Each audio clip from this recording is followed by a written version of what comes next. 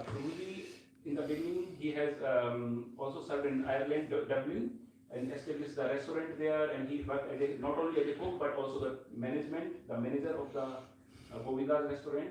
Then he also opened, did the refurbishment of a big 6-story building in London, Prabhu? So Street, yeah. So Street, our main headquarters, the main temple in London, the So Street. A 6-story building was refurbished under his guidance, and he also was serving as a manager of the Govinda restaurant, and also opened the second restaurant. Prabhu, you also opened a second in Dublin. Yeah, in Dublin. Yes, in Dublin. And Prabhuji is actually, he has so many roles and sevas in his life. And one of the very, very key seva what he also did for His Holiness Sri Jai Advait Swami Maharaj. His Holiness Jai Advait Swami Maharaj is a very senior, the most senior disciple of our founder Acharya, His Divine Grace Prabhupada. And he is very, very strict and very pure sadhu, very simple, very traditional sadhu. And someone is working as a personal secretary of Jai Advait Swami Maharaj is already a very big high standard of devotion, dedication and surrender. Because without surrender we cannot serve such a great sadhu. And Prabhuji was personally serving for 1.5 years, and he was also traveling all across the world with Maharaj. And apart from all these services, Prabhuji is very, very good in Shastras. Very good, very proficient in Shastra. He has done Bhakti Shastri, and he's also teaching Bhakti Shastri in Gauradesh, also Bhakti Vaibhav. And these advanced courses, are the most advanced courses in ISKCON, in our Vaishnava Parampara, Bhakti Shastri, Bhakti Vaibhav. And Prabhuji has learned these things very deeply and also sharing with others. And Prabhuji is very good in organizing the youth festivals and teenagers and youth. He's very good with them. And last time he came to Gauradesh Temple to also lead us, guide us in the Kids Mela festival. And it was one of the very, very successful festival here. Everybody liked it. All the parents gave a good feedback and they want to come again. And now Prabhuji is the main inspiration force behind this youth Mela, youth festival. He is a youth counselor, youth mentor, and because of him only, one more thing I want to share, he's based in Gauradesh in Belgium, not very far, I think 2 to 2.5 hours from here, from Gauradesh. And he served as a manager for the Gauradesh Retreat Center, as well as the main temple president, the main authority, the temple president of a big Gauradesh community. It's a very big community in Belgium. I think I will recommend that you all visit also Gauradesh. There are a lot of youth programs and many different programs are happening there, wonderful programs. So Prabhuji, thank you very much for. I'm sorry to take the time because I don't want to come between you and Prabhuji because we have to listen to him. Yes. So thank you so much, Prabhu. Thank you for blessing us. And now, yes, please enlighten us. Okay, enlighten. Hare Krishna. Whew, okay. You saying Hare Krishna Muhammad for Prabhuji. Hare Krishna, Hare Krishna, Krishna Krishna, Hare Hare, Hare Ram, Ram Ram, Hare Hare, Hare Krishna. Okay, so we're not doing a traditional Bhagavatam class, but we will still sing Jai Radha Madhava as it's traditional before morning class in the temple. Jai Radha Madhava Kunja Bihari Radha Madhava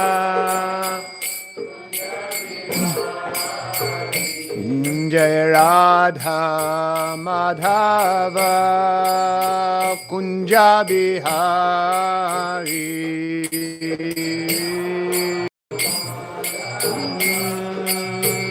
Kunja Bihari Gopi Jana Vallabha Girivardhari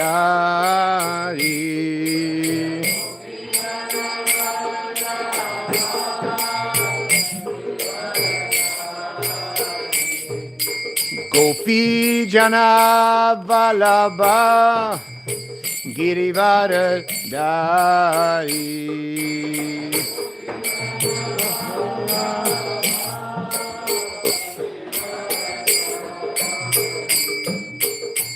Yashoda Nandana Brajajana Ranjana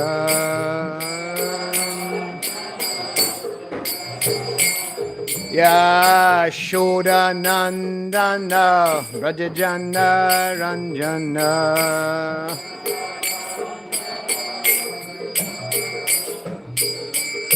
Jamuna Tira Vanachari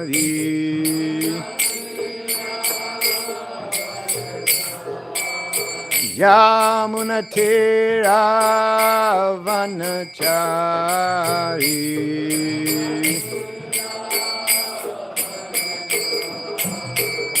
Jaya Radha Madhava Kunja Bihari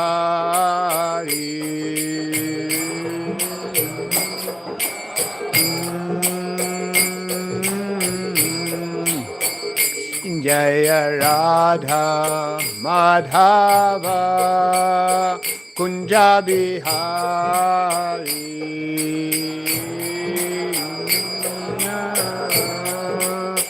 Kunja Bihari Gopi Jana Vallabha Girivardhari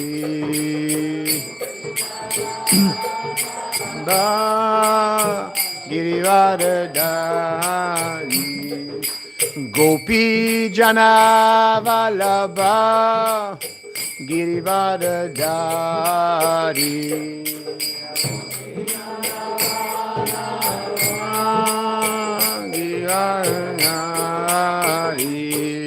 Yashoda Nandana Brajajana Ranjana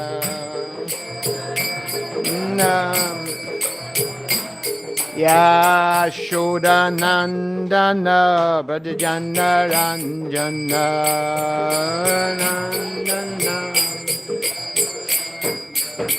Yamuna Tira Vanachari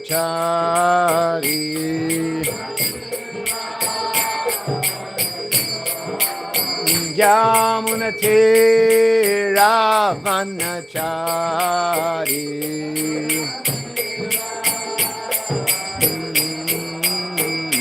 Jaya Radha Madhava Kunja Bihari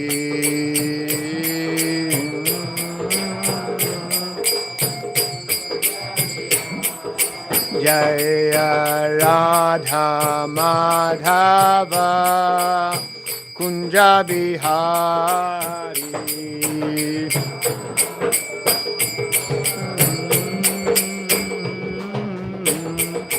Jaya Radha Madhava Kunja Bihari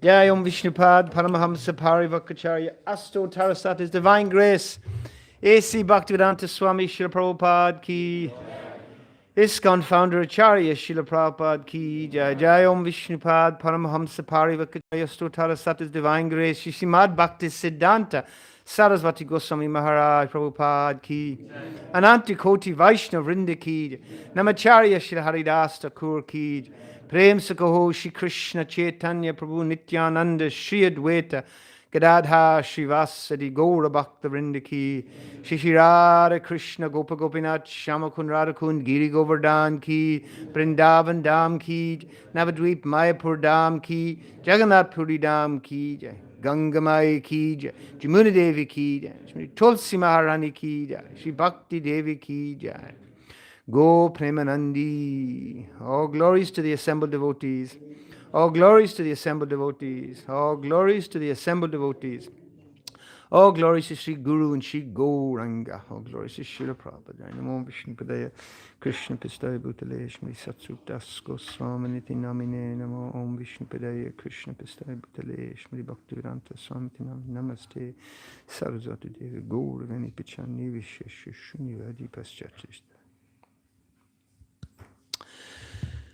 Okay, Hare Krishna. So our first little presentation is based on a Bhagavad Gita verse. So you can see it on the screen there. I'll just recite the Sanskrit first. Sri Bhagavanu Vacha Lokesmin Dvivira Nishta Pura Prukta Maya Nagaha Jnana Yogena Sankyanam Karma Yogena Yoginam. Translation. The Supreme Personality of God had said, O sinless Arjuna, I have already explained that there are two classes of men who try to realize the self. Some are inclined to understand it by empirical, philosophical speculation, and others by devotional service. Purport by His Divine Grace, A.C. Bhaktivedanta Swami Srila Prabhupada Ki Jai. In the second chapter, verse 39, the Lord explained two kinds of procedures, namely Sankhya Yoga and Karma Yoga, or Buddha Yoga. In this verse, the Lord explains the same more clearly. Sankhya Yoga, or the analytical study of the nature of spirit and matter, is a subject matter for persons who are inclined to speculate and understand things by experimental knowledge and philosophy. The other class of men work in Krishna consciousness, as it is explained in the 61st verse of the second chapter. The Lord has explained also in the 39th verse that by working by the principles of Buddha Yoga, or Krishna consciousness, one can be relieved from the bonds of action. And furthermore, there is no flaw in the process.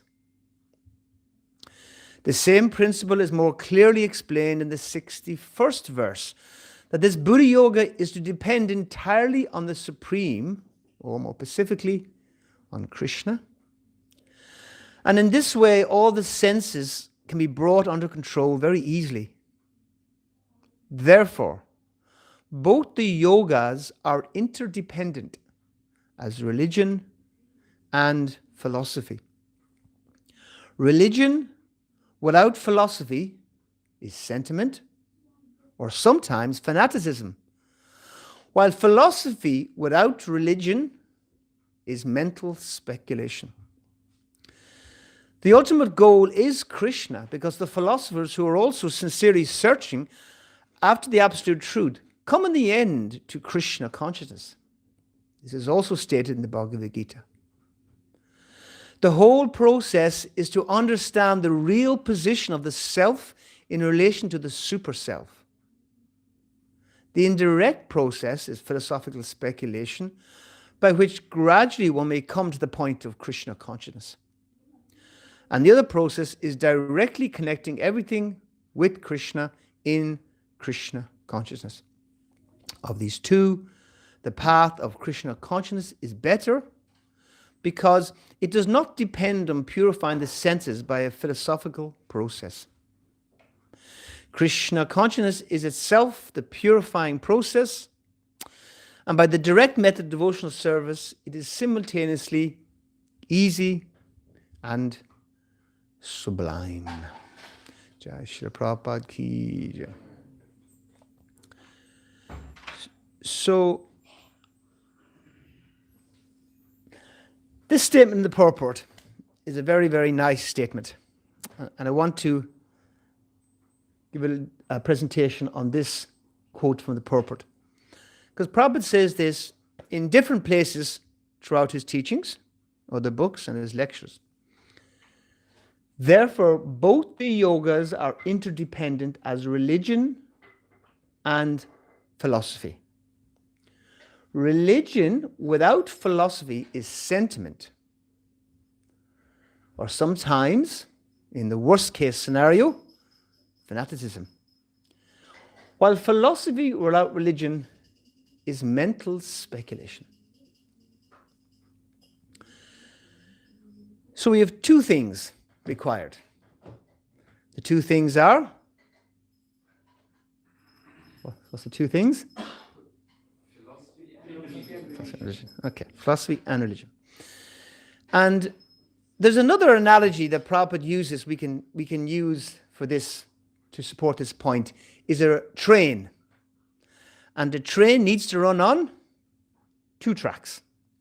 And both tracks must be there. Otherwise, the train doesn't work, right? And Prabhupada uses that analogy to explain another point about the 2 paths that are required. The Bhagavati Marg and the Pancharitriki Marg. Okay, but that's another point. But I want to use the 2 train tracks to say we must have both religion and philosophy. And that the fact that these 2 things are very distinct. And it has been my experience that devotees, both new and old, we get this confused a lot. We often merge something and don't think, okay, is this a philosophical point or is this a religious point? Or is my question, especially people ask questions. Devotees don't tend to ask philosophical questions so much. After most classes, what's the question that devotees like to ask a lot? What's the general category of question after most classes? How to please Krishna? Yeah, that's nice, but I can focus on chanting, something like that. okay. Prabhu, you give a very nice class. How do I do it?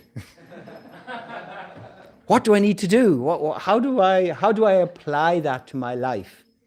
Okay, we heard the philosophy. Great. Sounded okay. How do I apply that to my life? So most questions are what we call abhideya. How do I apply it? So I want to go through these 2 words, philosophy and religion, and I have collected a list of other words that are very similar to help us understand the difference between the 2. But before I begin, so what does anybody think? What's the difference between these 2 things? What's the difference between the philosophy and religion? Or, in your mind, are they the same thing? Have they been the same thing? Religion, if there is no philosophy, it is just a word. That's all. So Okay. philosophy and religion is always interdependent. Just a word. Is it just a word? No, religion is just a word without philosophy. Just a word. Without philosophy. Nope. I can be mean to you. No. Religion is much more than just a word. Yeah, it's more. It's more than just a word. Oh yeah. Anybody else? Philosophy is more theoretical.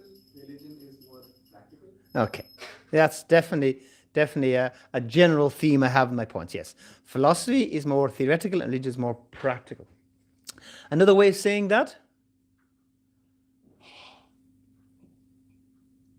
Or anybody else got a distinction between these 2 words, philosophy and religion?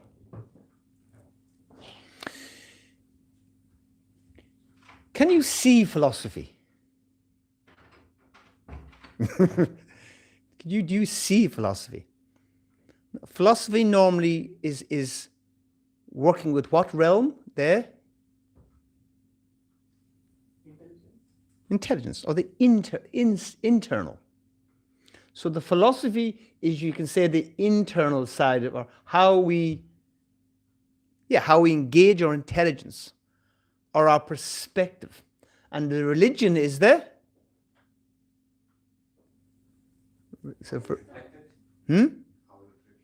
how it reflects, or the external, yes, how we manifest it, yes.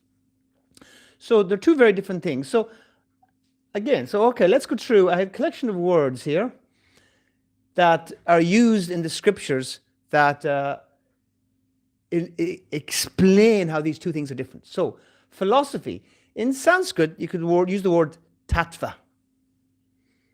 And tattva technically means the truth. So the philosophy of the truth. Anybody know what the opposite, not the opposite word of tattva? What might think the other word be? So if tattva is the philosophy, what's the Sanskrit word for religion?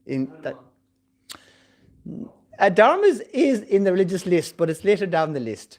But opposite tattva, because tattva is the science, tattva is the truth. What word goes with tattva? Or partners with tattva. It's a word you all know. I mean, most of you know it.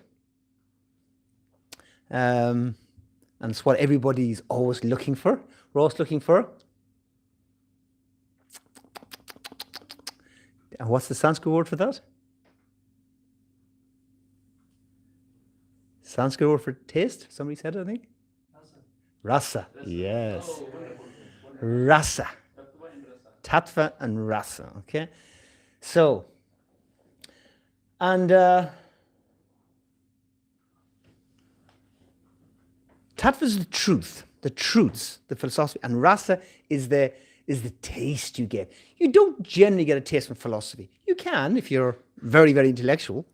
Some people just love, but for the majority of people, the tattva is there, but it's the ras, it's the taste that we want and that we go for. Okay, next word, theory. Practice. I think actually practice it would be another word. It would be but I have another word actually opposite. Faith, no? Theory and okay. Most science works with first the experiment. Okay. You can't be asking too much. I'll give you your quote of her. Yes, the experiment. This is the UCAM plus Karesh Prabhu. Theory and experiment, yes. So science works, first they postulate a theory. This is how it could be, and then they have to do something. They do something to verify that the theory works. Okay? So also with devotees, we have our theory. I'm part and parcel of the supreme absolute truth. I'm part of God. I'm not this body. Okay, that's a great theory. What do I do? Okay, now you have to engage in the experiment. You have to take it up. Next one, jnana, easy one. Jnana means, and it goes with, what's its partner word? Vigyan, yes. Which means? Practical jnana, like practical science. realized knowledge. Realize is the word. Realize, yes. Realize. So gyan means, again, the same point. It's the theory, it's the tattva. But the vigyan is the realized knowledge. And of course, for all these points, what's the bridge between the two? What's the bridge between gyan and vigyan, or theory and experience? What's the bridge? Learning. Application. Application, as somebody said earlier, the practice. When you put the practice in motion, then you bridge between this one and the other. Okay, next one. Ashram. It's a little interesting one, this one. Ashram. What's partners with ashram?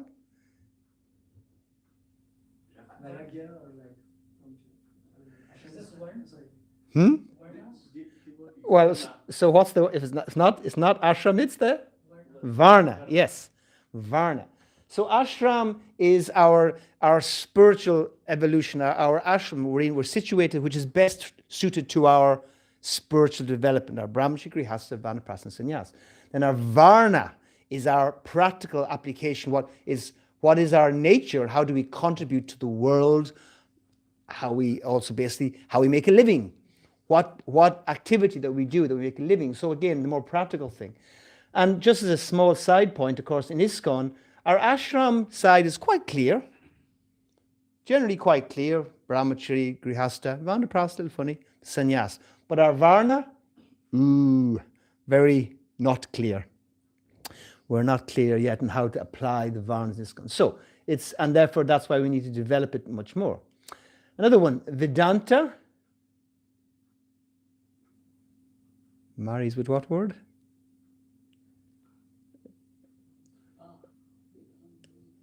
Oh, I'm Karishma puzzled here. Actually, it's quite simple. Actually, again, it's quite simple. What do you think now? Vedanta goes with.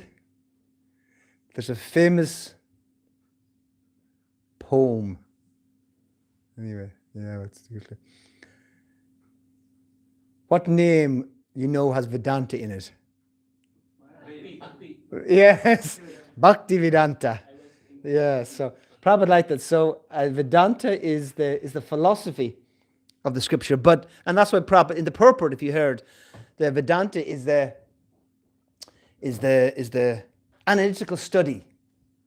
Vedanta is a very technical word, analytical study, but bhakti is just engaging directly in activities that are devotional service. Okay, next one. Okay, mercy.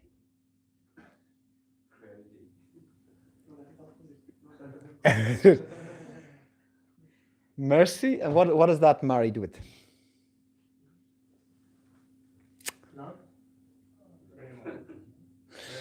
Prema? No. Yeah. So mercy is something that's given to us, but it has to be partnered with Giving to someone. Gratitude. sharing. The giver. Well, it's connected very much to the mercy side. Seva. Okay. Who said seva? Okay, he says seva, Yes. which means you have to Give. So, do something. Yeah, endeavor.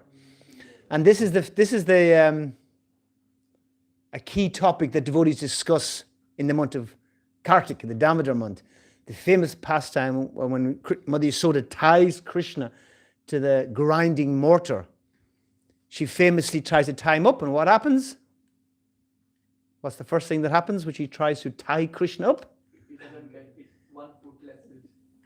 He's unable to. 2 fingers too less. 2 fingers. And she gets more rope and ties it together. Still, is this too short? This too.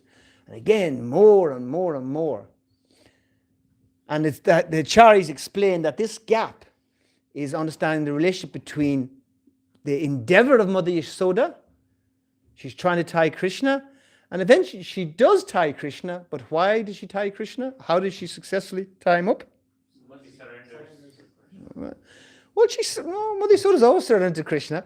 But Krishna appreciates so much the endeavor. She's working, and we hear great detail. She's sweating like anything.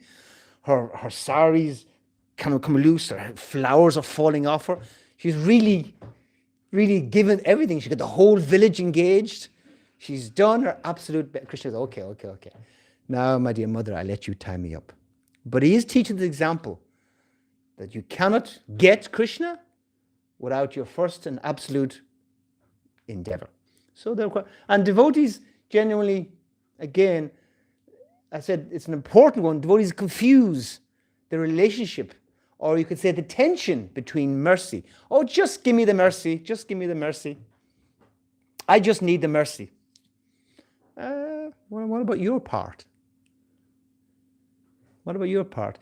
I was thinking there's one famous, I think it's a Christian story, or there's a variation of it. There was this big flood, and a very pious person who believed in God, in the flood, went onto the roof of his house. And the flood was getting higher and higher and higher, but he was okay at top of the roof. And eventually this helicopter came, a rescue helicopter, and a rope, and I said, hey, grab the rope, come up. And he goes, no, I pray to God, I'm waiting for God to come and rescue me. The helicopter guys go, okay, and they drive away. So then the flood rises, and the man drowns. But he gets to heaven. And he goes to God, and he goes, hey, God, what happened? Why didn't you rescue me? I think there's more to the story. He said, well, I sent you this. Remember the helicopter? Who do you think sent you that? Oh, that was you. Yes. So how the mercy comes, we have to understand. And then the traditional example we have of being down a well. If you've fallen down a deep well, and if it's a deep well and the walls are round, you can't get out. There is nowhere to climb out. The only way out of the well is a rope. Someone drops you the rope. So you're shouting, help, somebody, help, you're there. And now you're shouting, and eventually someone comes. And you go, oh, so good. Someone's come to rescue me. And they go, wait a minute, I'll get some rope and drop it down. And they go, thank you. So they go off and get a rope and drop the rope down, and the rope comes, and you see it. And then the rope's there. And then you shout up, take me out. And the person shouts down, what?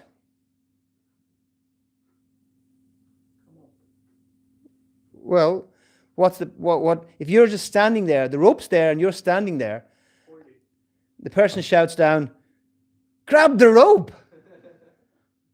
Grab the rope. I can put, no, can you make me grab the rope, please? Can you put my hands around the rope? The guy goes, oh, come on.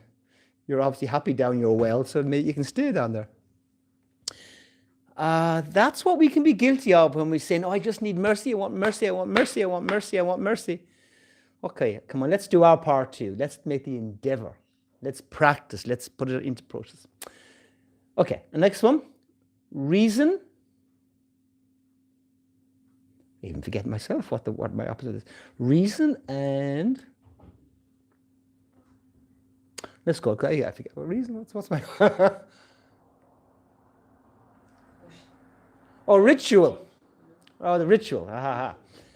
So our spiritual life has so many rituals in it. Like arti, for example. Arti is a ritual. Bowing down is a ritual.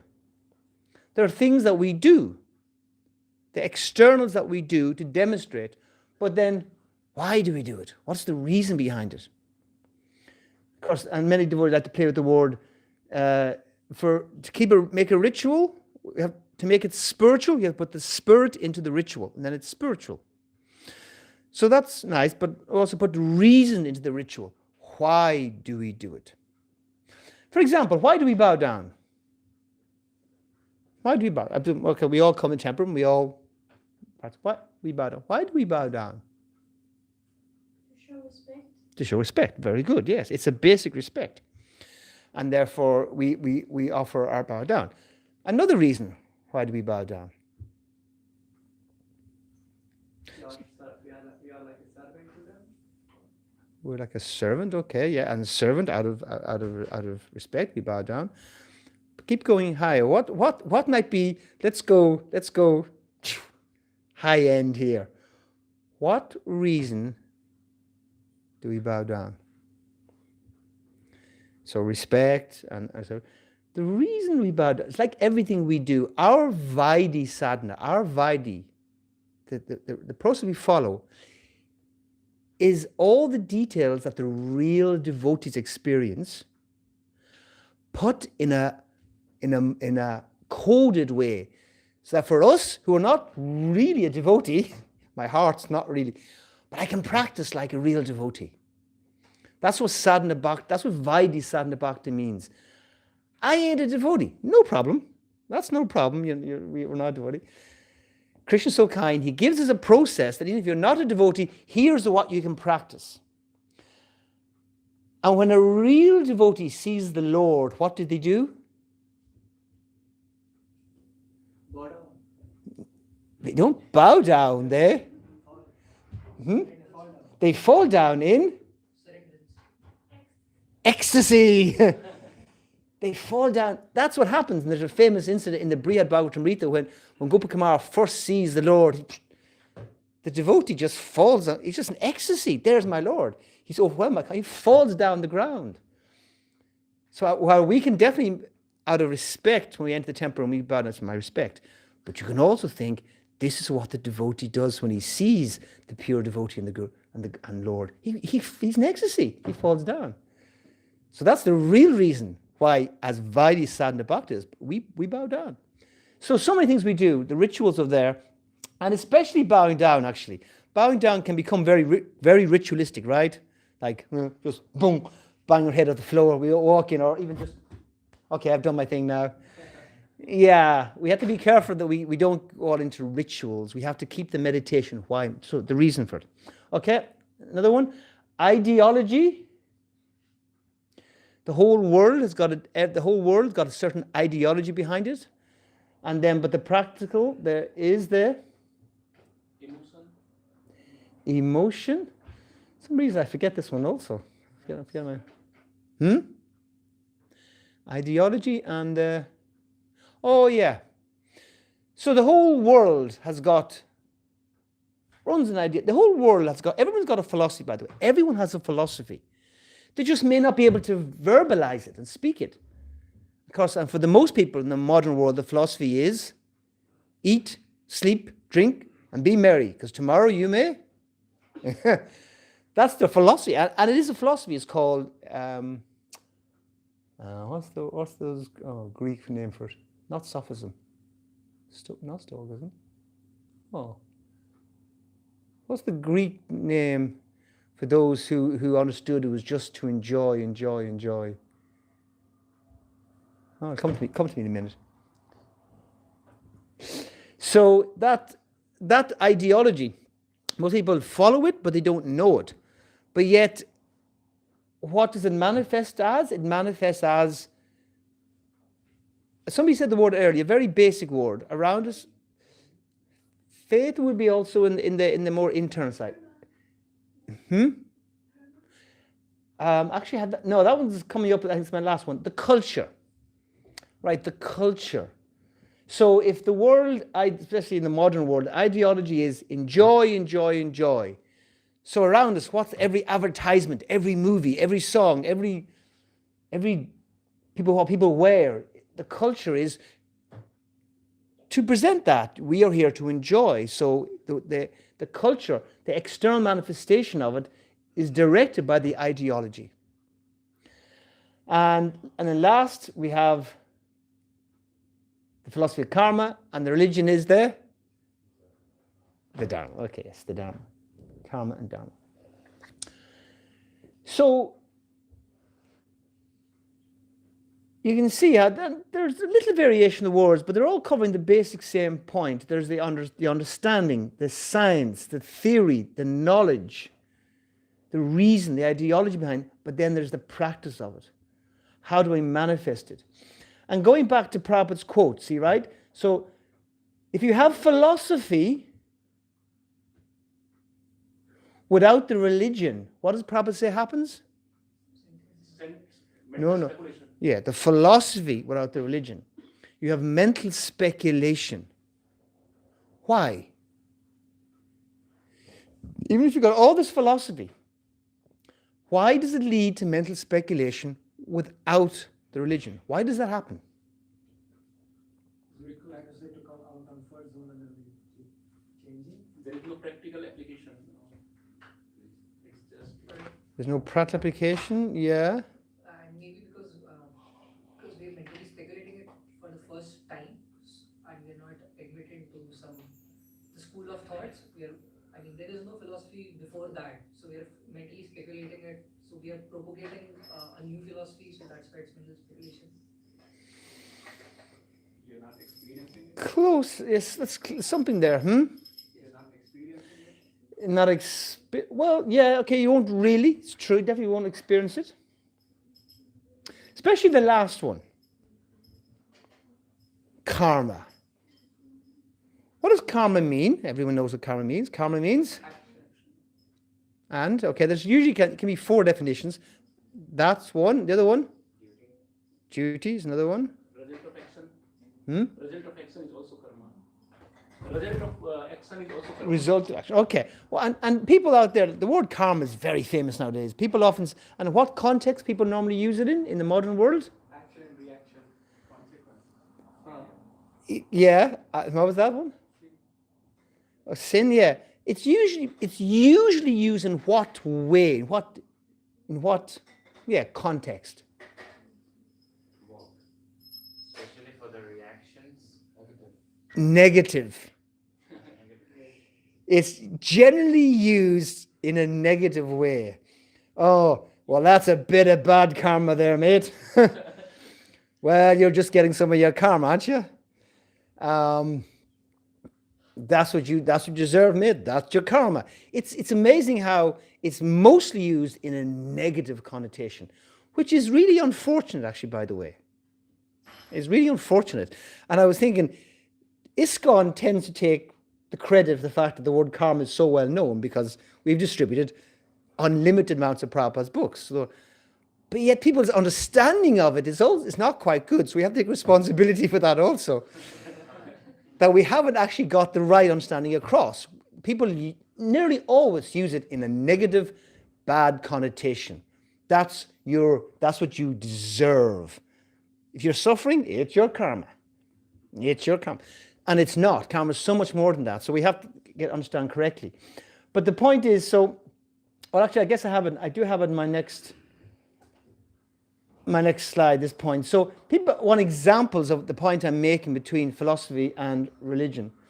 So this is a wonderful verse in the Bhagavad Gita. The humble sages, by virtue of true knowledge, see with equal vision a learned and gentle Brahmin, a cow, an elephant, a dog, and a dog-eater. So that's a very clear, Krishna says, nice point of tattva. Okay. So Krishna says, if somebody says, oh, why have you got the dog in the temple room? Somebody brought a dog in now, how would you react? Huh? But then they can go, no, look what Krishna says here. A humble sage, with virtue of true knowledge, if you're objecting to me having the dog in the temple room, you're not a humble and true sage. Because Krishna says, a humble and true sage sees an elephant, a cat. I won't even bring an elephant into the room. That's pretty unlikely. Someone's going to walk up into Cologne streets and up the temple with an elephant. Forget that. But a dog is possible, right? People nowadays bring dogs everywhere. So someone walked in with a dog, and if you objected, they could go, look, Krishna says there's no difference. You can't distinguish between a cow, an elephant, a dog, and a dog-eater. That's how a humble sage thinks. So, I'm bringing my dog into the temple room. That's the point of philosophy. But would we agree? No, we wouldn't. Why? Because there's a culture. There's a practice, there's a religion to go with this point of philosophy. You cannot, and that's my point about the two tracks. Devotees, often, people in the beginning stages, take the philosophy in isolation or separate from the religion, the culture. Okay. Another verse in Bhagavad Gita. If one offers me with love and devotion a leaf, a flower, a fruit, or water, I would accept it. So say somebody pulls up to the front of the Cologne temple in their Tesla or their Mercedes-Benz, and they walk up here and they come to the temple and they put one little flower in the box, bow down and walk out. What are you going to think? This flower. Excuse me, why have you got a big fancy Tesla and you're giving one flower? If you're a big rich person, you should be giving a nice big donation. In Soho Street, in the morning time, we would have there's two gentlemen that are multi-millionaires come every greeting of the deity, and every morning he puts, it doesn't really fit into the gap in the box, a big huge fat wad of notes, and it's very nice. To him it's like literally pocket money. For the temple it was like a lot of Lakshmi. And why? Because I'm giving. So if you approach the person and they said, oh dear, sorry, you can give some Lakshmi to the temple needs so much support, we need to build this, fix this, do this. If you have the means, do it. And he goes, well, no, Krishna says, a leaf or fruit, flower. What if you just brought one leaf in? He picked a leaf off the street, and here's a leaf. Krishna has a leaf. Here's one leaf.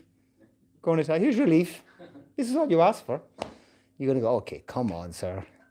You can do better than that. But if he quotes this, no. So we understand, even though Krishna has been very generous here and very broad, but the culture is what? To give yathasaktī, as per the capacity. To your capacity. You give according to your means, what you're capable of. So you should not take this verse in isolation from the culture. Here's another one. I think this is actually, then it gets more harder. In the material world, one who is unaffected by whatever good or evil he may obtain, neither praising it nor despising it, is firmly fixed in perfect knowledge. One who is unaffected by whatever good or evil he obtains. So, if I tell one person in this room, you just won the lottery. Now, of course, not that you won the lottery, because devotees don't do the lottery, but for example, and the lottery was the 10 million euros. I tell that to one person. And I tell the other person, you know the results from your doctor's test come back, you've got a cancer and you've got 2 months to live.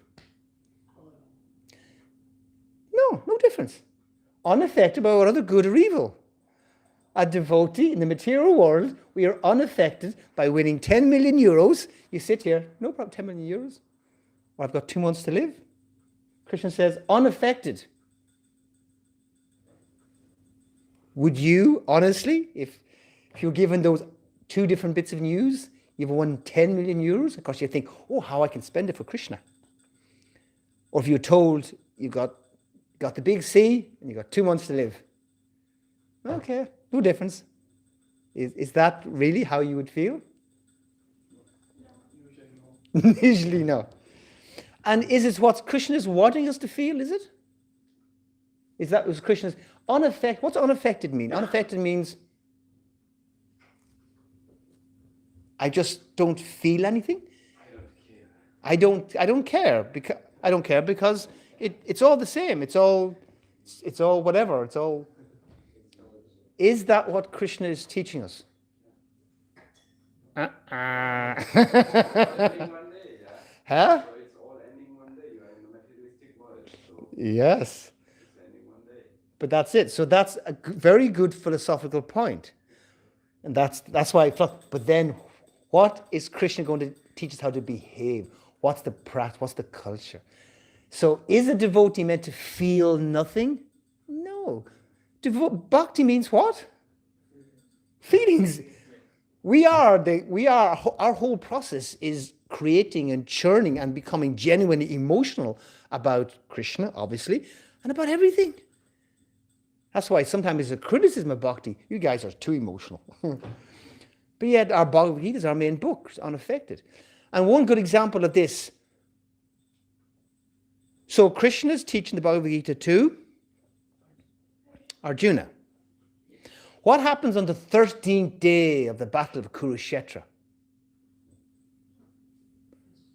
On the 13th day was the most tragic thing.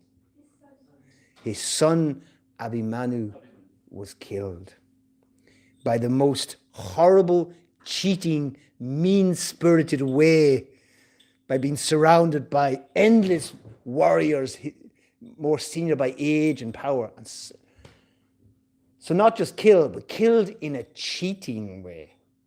So, a few days before, Krishna spoke this to Arjuna. So Arjuna said, oh, Krishna just said, I want you to be unaffected. Okay, there's my dead son. He's just been killed by all these Maharatis on the other side who cheated the rules of Kshatriya. But I don't feel anything. I'm unaffected. Was that Arjuna's response? No, he became emotional and He cried the whole night. He lifted his son, embraced his dead body son, and just cried. My son, how have you left me? How have you gone before me, my son? A whole night in crying, intense emotion. So is he ignoring Krishna's teachings then? But then how does he honor this teaching?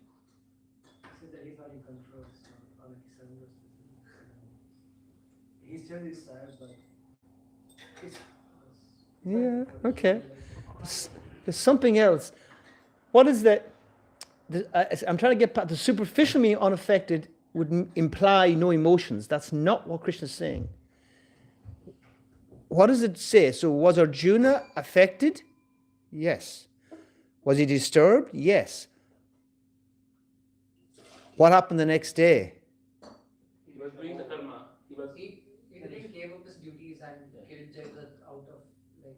He gave up his duty? I mean, he didn't. He did. He didn't give up. He got on that battlefield, of course, with more venom and determined, I will get my revenge for the death of my dear son Abhimanyu.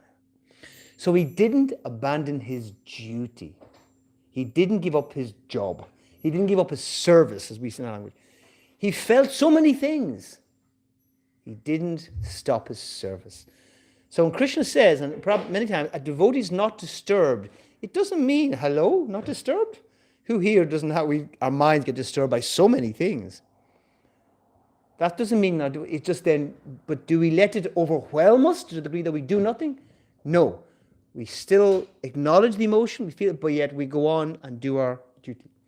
So, and then I think the last one I have, a person is said to be established in self-realization as called a yogi or mystic when he is fully satisfied by virtue of acquired knowledge and realization.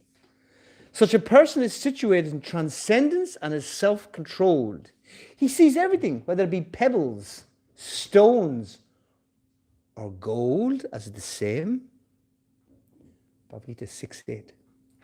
So, you walk out in the street now, you go out in the street, and you're walking down the street, and everywhere you walk, there's a stone, there's a pebble, there's a stone, there's a pebble. And then you see this large, shiny yellow thing on the ground. And it's really shiny. And you go, oh, stone, pebble, gold, stone, pebble. Oh, might you pick it up? No? I got one gentleman here who's going, no, he won't pick it up. So yes, we'll pick it up. But therefore, Karishma, are you disobeying Krishna's teachings in Bhagavad Gita that he sees this everything the same, pebble, stone, and gold? No, we are not disobeying. We can use this for the service of Krishna, this gold, not for our own self-gratification. So what's he saying here? What is he saying when he says, see everything, except when you see the shiny bit of gold, you will react differently. Of course, react differently. But what is Krishna saying? Is he saying something opposite? You can see this different set of eyes. Different set of eyes. Like gender perspective. Different set of, okay, and what is the different perspectives that we need to work from? In a way, how to serve. Like whatever we see. Okay. Yeah, you're getting close. Yeah. I don't know the right word, but it's kind of. So I will explain it by the last point then. And this is the one I think is, like, we don't see bits of gold on the street so often. People don't bring their dogs in temple so often. So those things don't happen. But what does constantly challenge us every day is, what was the last on the list, the last two words, and remember? Karma and Dharma. So this is obviously a big point for us. It's a fundamental point of our philosophy, the karma. Karma explains why things happen. But do we live? Do we practice karma? Do we go through our life seeing the world through karma? No, we go through it seeing it through Dharma. So, a big distinction we have to understand, and going back to the pebbles and gold, is personal application and my social application. These are two very distinct things. How I see myself and how I apply to me and how I apply to the world around me. We should not mix these two things. So, in relation to karma, well, that's actually my last slide. Okay, here's the one I want to. In relation to karma, we should be more concerned with our present dharma than someone's previous karma. So say someone walks in the temple room there now. No, there's no ledge in this door, but even this here, right? Here's quite a high ledge, right, on the altar. So the pujaris are coming in and out, carrying. They're very busy. But the pujari could very easily, what?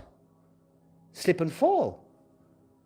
And especially that's quite a fall, and this is quite a hard floor, so that the pujari could fall, and then they might drop their head and some blood could come out. And if that happened now, we could go, oh dear pujari, that's a bit of bad karma there, isn't it? I wonder what you did to cause that fall. What did you do in your last life? You must have pushed someone over a ledge and now you're getting your reaction. Is that what we would do? No. Please God, we wouldn't. We'd get up and immediately do something practical to minimize someone's suffering. That's dharma.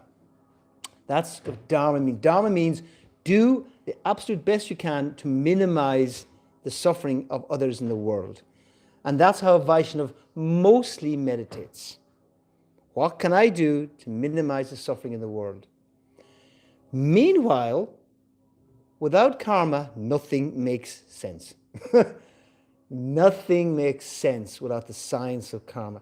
And that's where, God bless our dear brothers and sisters in other religions, really struggle because they don't accept the fact that there is a cause and effect system, which everybody knows exists. Right? Every scientist, cause and effect. Every trainer, you train, you get this effect. Every teacher, you study, you get it. The whole world teaches cause and effect. But when we need to broaden it to why is this happening in my life? Oh, well, that's just random. There's no reason. No, it's cause and effect. Follow through. Everyone teaches this point, cause and effect, but they don't follow through to see it on the broadest, biggest scale. Karma explains everything. Very good. It makes sense. But we don't live our life in terms of karma. We live in terms of dharma. So the essence of karma philosophy is not punishment, but encouragement. We want to encourage and help. So apart from helping someone suffering, it's always about encouragement. What you can do to control and determine what happens next in your life. That's what karma is teaching. And I understand the reality, but I respond with compassion. And in our movement in ISKCON, it can be, if you look at a social perspective, it's well known that in the first, say, 20, 25 years of the movement, the devotees were very, very good on the philosophy. But on the caring side, not so great. Especially in the very early days. If a devotee meant what? What did it mean to be a devotee in the early days of ISKCON? Okay, yeah. And live where? Live in the temple. Live in the temple. Once you live outside, you're not a devotee anymore. So that was obviously a very, very, very narrow vision. But devotees moving outside, it was considered controversial. Fast forward 50 years, how much of ISKCON lives in the temple? Almost none. It's 99% outside the temple now. So, and of course, and we understand much more the importance of the care of the devotee, care of the Vaishnavas. So our movement was very, very strong on the philosophy. And the reason is because it's very easy to learn the philosophy. Srila Prabhupada has presented it so easily. We learn extremely intricate points of philosophy. And of course, what is the most intricate part of our philosophy? What's that one expression? The crowning point of our philosophy is? What term? Okay, that's nice too. But on a philosophical point, what's the topmost philosophical conclusion? As taught by Lord Chaitanya himself? Okay, they're more practice things. Philosophical. What philosophical conclusion did Lord Chaitanya uniquely present? You do know it. Love of God. He presented, especially if you see from the previous charyas, from Sankaracharya to Madhvacharya to Ramanujacharya to Nimbarkacharya. And he comes to what? Yeah, yes. Achintya Beda Abeda Tattva. This is the topmost philosophical conclusion. This takes all the philosophies that exist and balance them in the perfect way. Okay? So Lord Chaitanya thought, and within 6 months, 3 months, if you are brand new to ISKCON, you can have a very young devotee going, it's Achintya Beda Beda Tattva. That all the previous acharyas spent years and years and didn't come to that conclusion. But a young bhakta, Achintya Beda Beda Tattva. And why? Because Prabhupada made it so easy to understand the philosophy and karma and reincarnation and the nature of the soul and the nature of this world. It's all explained very, very simply by Prabhupada. So you can learn the philosophy in 3 months. But the religion or the culture or the Dharma, we spend our whole life. Our whole life trying to gradually understand, how do I really live this? What is my Dharma? What is the culture? What is the religion? And factually, this is, and I'll start wrap up here. My personal meditation, because I'm a card-holding member of ISKCON, and I understand it to be, without question, the only place where there's real philosophy. This is the only sensible philosophy. Other philosophies are there, but the most conclusive, wholesome, organic, perfect philosophy is in Prabhupada's books. And then combined with wonderful prasadam, wonderful chanting, and wonderful association. It couldn't get better. It just can't. That's it. It doesn't get better. Meanwhile, I look around our organization and we're really, really, really, really, really, really small. I'm thinking, am I in a cult? Am I in a brainwashed cult? Why are we so small? It's because while we have the philosophy clear, we still don't have our culture clear. Our religion is not clear. And specifically, one of the matching couples in the list, what's the big thing everyone talks about we're missing in ISKCON? Varna ashram. Right? And I could ask you, what's Varna ashram? How many ashrams is there? How many Varnas? 4. Easy. There's your Varna ashram. What's the problem? What's the problem? Well, the problem is we have all our wonderful Vaishnavas in our movement, from Shiva Ramaswamy and Urmila Mataji. Urmila Mataji come here? She did come here. She didn't come and do her presentation. Her brilliant book, Career Dharma. So the most intelligent Bhakti Raghava Swami and certain devotees really make this, and yet they haven't figured out how to do Varnashram and ISKCON. So because it's even, while in definition it's very simple, but the application is completely, and devotees famously quote Prabhupada, 50% of my work is not done.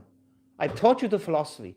We've set up the basic infrastructure. Now you have to figure out how to get Varnashram. And we do not know how to do it. And it may take a long time yet.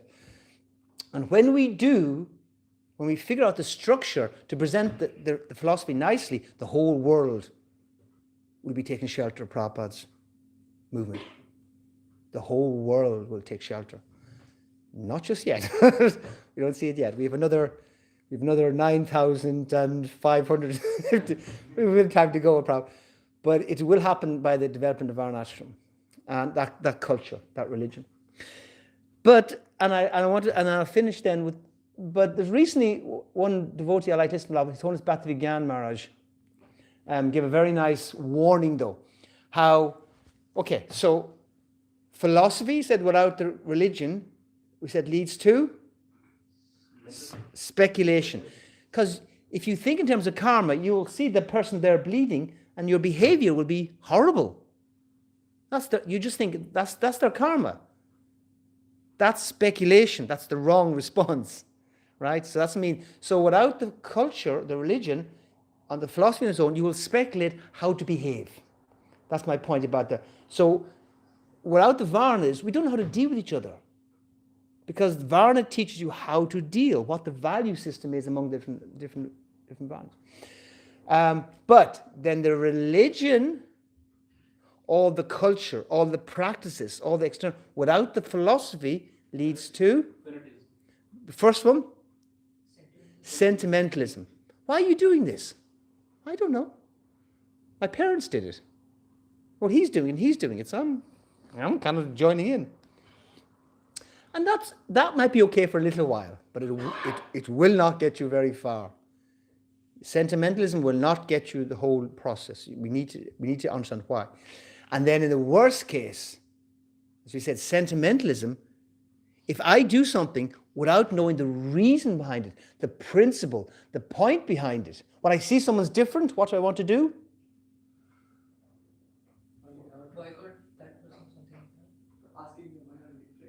Yeah. And in the worst case scenario, I want to get rid of you. You're a threat. You're a threat to me because you do it differently to me. You dress different from me. You eat different from me. You have a different name for God. That's a trait. On the sentimental, we say, kanista platform, if you don't have reasons why you do it, when you see a little variation, you see it as a trait. And therefore, you do not act as a saintly person anymore. So sentimentalism and fanaticism, so the religion without the philosophy, you miss the point. You look at the point, but you miss the point of the point. You look at the point, the very exact point, but you don't get the point of the point. The point is, and of course Prabhupada said that the essence of religion is what? Prabhupada says, the essence of religion, and to see if someone's religious is, what was the mantra Prabhupada would give? Or the expression? To know God and love God. To love God. How much are you loving God? I don't care what you call him. I don't care how you dress. I don't care what your how much are you loving God? And all the symptoms that should come with that. That's how Prabhupada defines it. And that began marriage, but interesting, a little challenge in the spiritual and religious is that, and this is again a personal application for us, religion in the external sense is when Krishna is the means and my happiness is the goal. I like Krishna. Krishna's great. I get prasadam. Prasadam is great because you offer to Krishna. I like Krishna because Krishna's devotees are nice. I like Krishna because it makes me peaceful. I'm peaceful. I'm very calm. When I chant, I'm very calm. That's all very good, but that's not bhakti. That's not spiritual life. Because Krishna is the means to my goals. So then spiritual is what? What would the next part of this little expression? Spiritual is? I am the means. You're very close, Melody. Very, very close. Spiritual life is when religion is the means. Religion is the means to something, but Krishna's happiness is the goal. And this is what we constantly remind ourselves. I don't want to practice an external religious life. I want a real spiritual life. And spiritual life is the perfect combination of the philosophy and the religion, or the tattva and the ras, the varna and the ashram, the mercy and the endeavor, the gyan and the vigyan. I have the process, I have the philosophy, I have the practices that goes with the philosophy, and I have the real conclusion. Krishna's happiness is the goal, not mine. And when that's deeply embedded in our heart, then we represent religion very nicely. We represent spirituality, we represent the Lord very nicely. Okay, and that's 9 o'clock on the dot. So, I'm not sure if everybody wanted to, you're doing breakfast still, aren't you, of course, for those who aren't doing fasting, yes? You're doing breakfast still, for some, yes, okay. So I'm not sure if you'll stop, or can I naughtily, or should I keep it strict to the schedule, or anybody, any questions, queries, thoughts, challenges? We should take a couple of questions, Prabhu. Take questions, okay. Well, hopefully there is a couple of questions. I'll take them if they're there. Yes, sir. Can you elaborate more about Vedi sadhana bhakti? Vedi sadhana. Yeah, okay, elaborate more. Okay, that's the whole first 19 chapters of Nectar Devotion. So how do I elaborate? We're keeping it within in what way? Could you... In the way that you said that we're following. Okay. To be develop Okay. consciousness to become more pure. Okay, I like this meditation. So again, Rupa Goswami, Nectar Devotion, Bhakti-Rasami Sindhu gives us, it is 19 chapters, isn't it? 19, to explain how to do it. But a very nice way to meditate when you go to Nectar Devotion is that Rupa Goswami, of course, is direct descent in the spiritual world. So what Vaidhi Sadhana Bhakti is, it's the pure devotee of the Lord codifying. Everyone knows the word code, especially nowadays with computer programming. We code, or we write code, right? Like a law. Like a law, yes, pretty much like, the law and procedure together, yeah.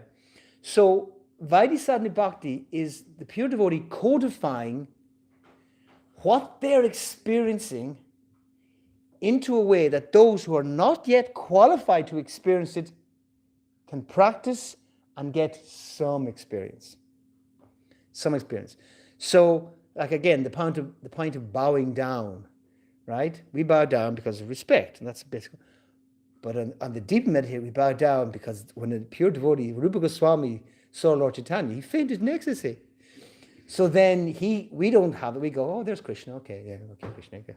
There's the holy name. When we chant the holy name, are our hair standing on end? Are we crying in tears? No, we're like barely struggling to even be attentive to the name. But then we hear from, and again, like, so you quote Shishastakam in the morning, we hear Lord Chaitanya's, what it really means to chant, and that sense of separation, the ecstasy that come with it. So Vaidhi Sadhana Bhakti, we should not see it as it is the mechanics. It is a mechanical process when our heart is still covered by too much material desires, material attachments. But while we don't feel it yet, we can practice it. And devotees sometimes get confused. Oh, I don't feel like it. I don't have any taste. You're missing the point. Vaidhi Sadhana Bhakti is when you don't have the taste and you don't have the feeling, you can still practice it. Now, of course, you have to want to do it. And in Vaidhi Sadhana, and Rupa Goswami explains the difference in Vaidhi Sadhana Bhakti and Raganuga Sadhana Bhakti is, what's the difference? One is the spontaneous with the ruchi and attachment, with the, which comes as a asakti, as a... Okay, but in simple terms, what's the difference?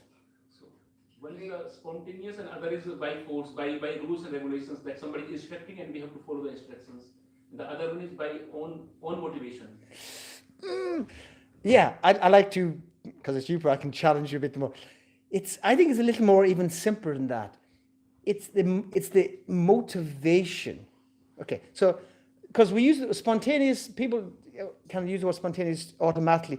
It's just the motivation is different. Now there's still taste. In Vaidhi Sadhana Bhakti, the motivation is the taste of pleasing my spiritual master. That's a taste.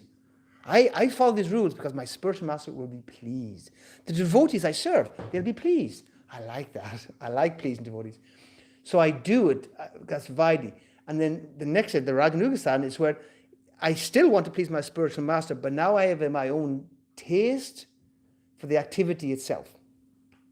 So in Vaidhi, we do it because we have awoken some idea of the taste of pleasing the Vaishnavas and the spiritual master. And therefore I follow all these rituals and procedures while waiting for the real taste to awaken in my heart.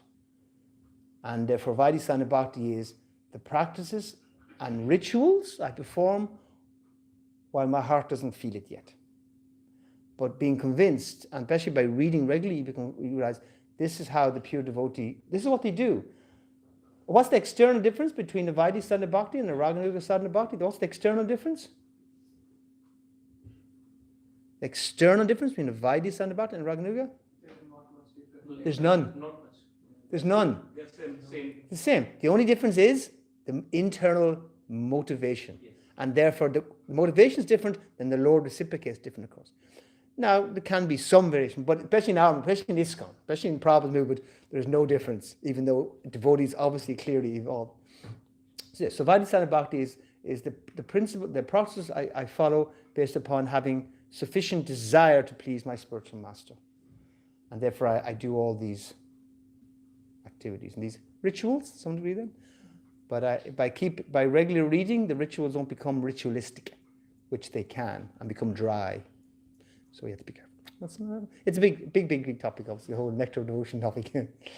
Okay, anybody else? Any questions? Yes. I don't know if the time allows, but... you're the boss. You say. Yeah, if you can maybe a little bit elaborate about the Achintya Bheda Ved and how it is different from the previous acharyas. That's a small little topic. That's why I say if time allows. There are many new, like... Yeah.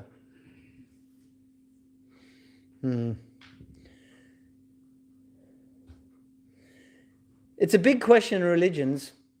Is God immanent or eminent? God is immanent, means he's fully present, or is he eminent, he's beyond. And from studies of religion, the Islamic religion very much teaches that God is what? Above. Yeah, right? And they have their culture, how very much to protect that. No images, no forms, no pictures, because you can't have a material picture you bring. Then the Christians, which I grew up with a good Catholic background, they very, very much meditate on God's immanence. God's there, God's everywhere, God's mercy, God, you pray to God, God's in the statue, and they have lots of Hindus. Well, when they get it right, when they get it right. But if you don't get it right, what can go wrong very fast? And what is one correct point the Islamic religion teaches? What can go wrong very easily? You don't follow, you go to hell. Okay, well, that's another point. That's the Christian. Well, actually, no, they all say that through. Yeah, and that's the whole. Anyway, that's another whole topic about God and hell sending. No, but if you understand God is fully immanent and He is fully present, but if you don't get that right, what will happen? Pretty much, yeah. You bring God down, and I think we're all God. And if you go to the majority of Hindu religions, they all say what?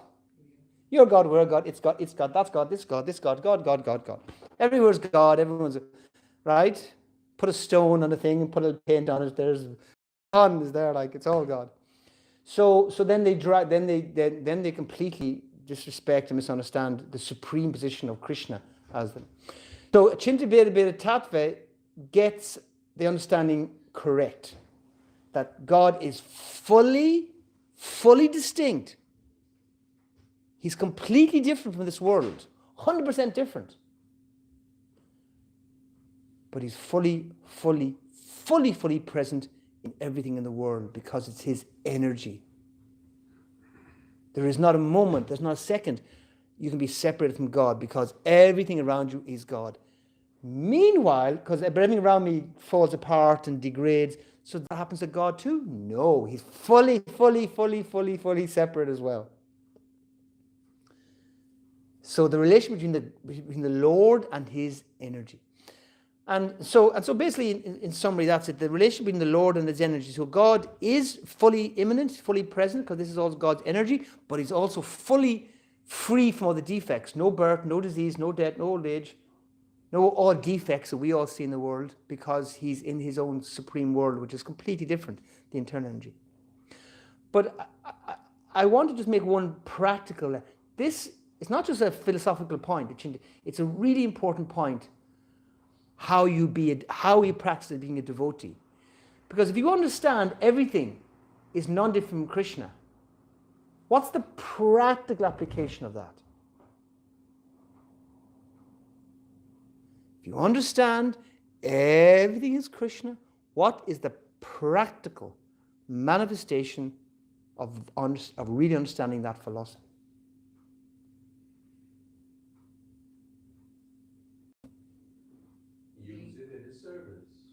Use everything in His service. Okay, that's what you want to. That's the positive thing. And in another way, or in a more, you can say everything has got a positive and a negative. So in the neti, the negative sense, what's another way by understanding everything is Krishna? We won't look upon something and let's be frank, another body. And go, they're nice. They're pretty. I wonder, could they make me happy? That goes away.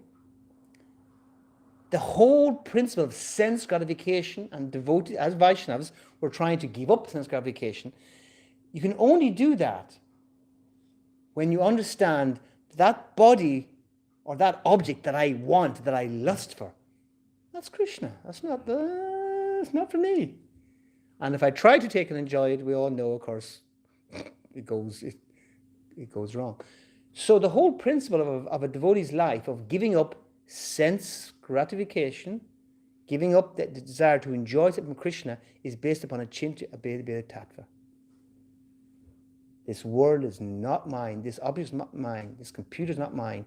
This family is not mine. This wife is not mine. This husband is not mine. They're not mine.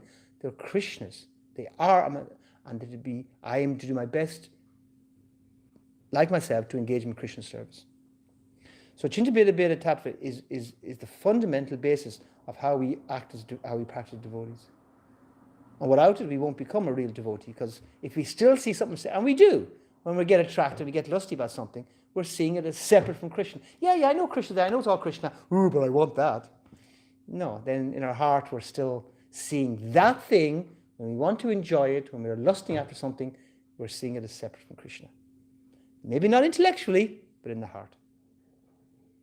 We're in the heart. And so devotees, one of our challenges as devotees, we're very, very, very, very good philosophical theists, but emotional atheists. We're still guilty of being emotional atheists. Because like that whole list, it's not just my intellectual, oh yes, I understand, everything is Krishna's, this computer is Krishna, this computer, if somebody upon the computer knocked off my MacBook computer, I would cry. Okay, it's for Krishna, but I would cry because I like this, I like that. So because we have to admit that philosophically, one thing, but it's really where the emotions, where the mind are, that really determines us. So, and we're working, we're graduate, we're works in progress. As long as we know that's our goal. We're not there, we're a long way off. Our gyan is still very much gyan. We're not vegyan yet. And how do we get there? What's the process to transforming our gyan to vegyan? Seva. Service, our practice. How we practice, what we do, and specifically going through every devotee's favorite term, our anartha nivriti. Get rid of all of our anarthas. Okay, so again, big topic to debate it. So that was just a scratch on the surface. So, anybody else? Any of the ladies? Any thoughts, questions? No? Okay. Hopefully later you'll have a little more to contribute.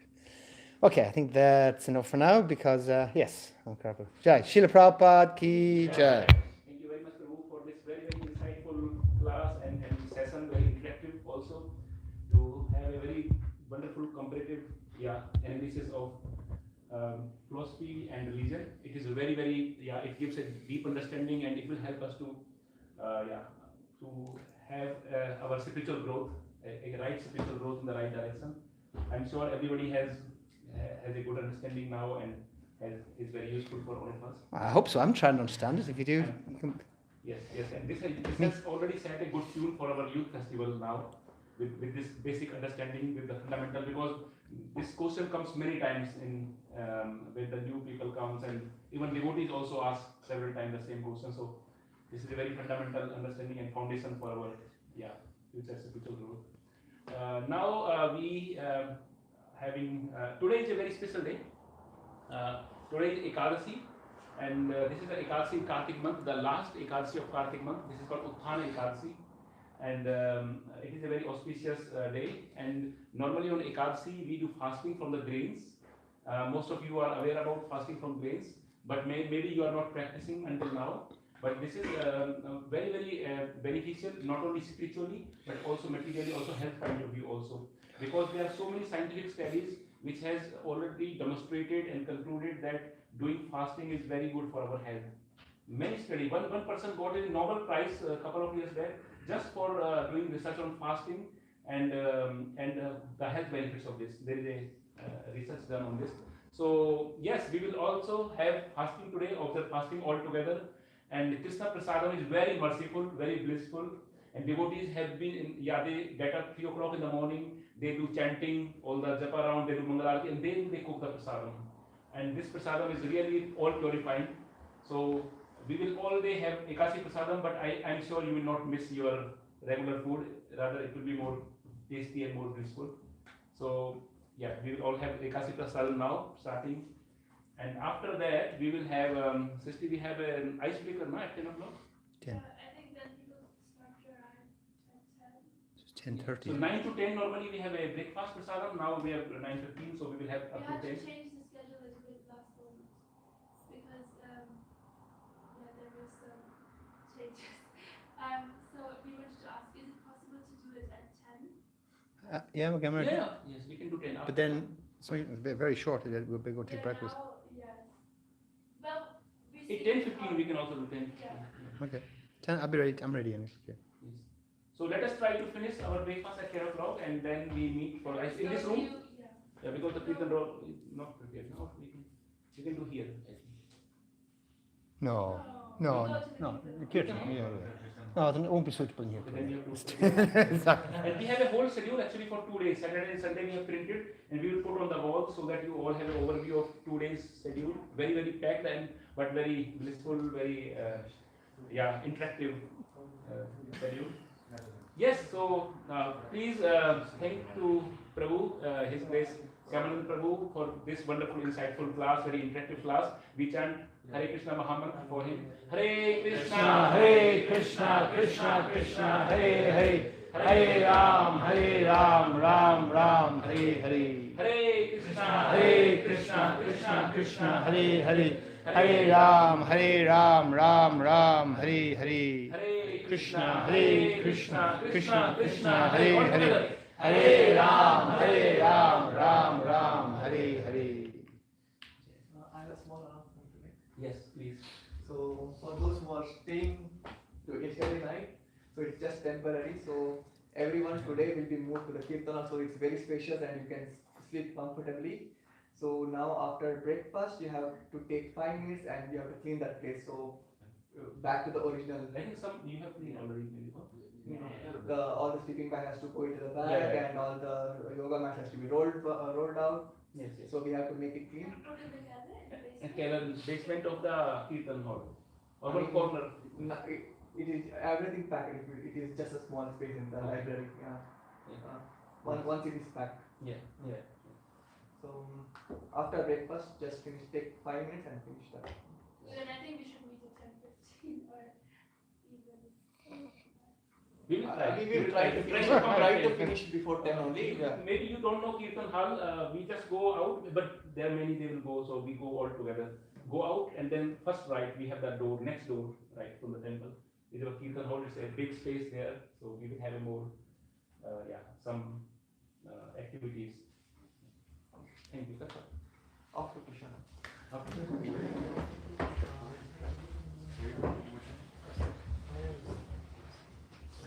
My name is Jayatham. Originally from born and raised in Köln. I'm studying engineering.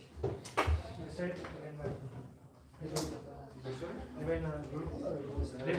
International.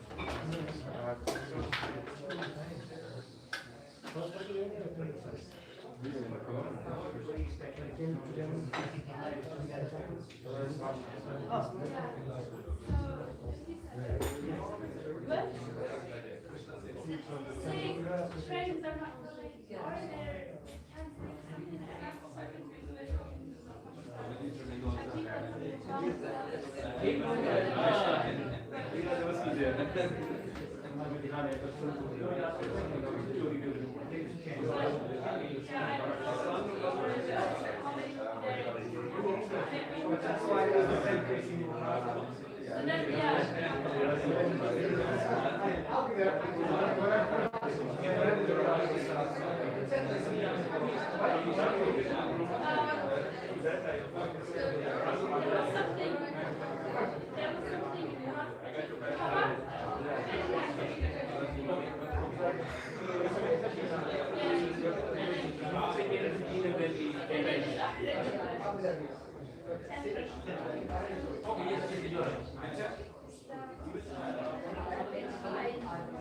sorry.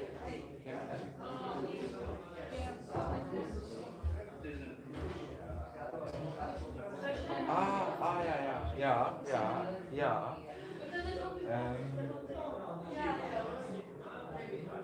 Hello.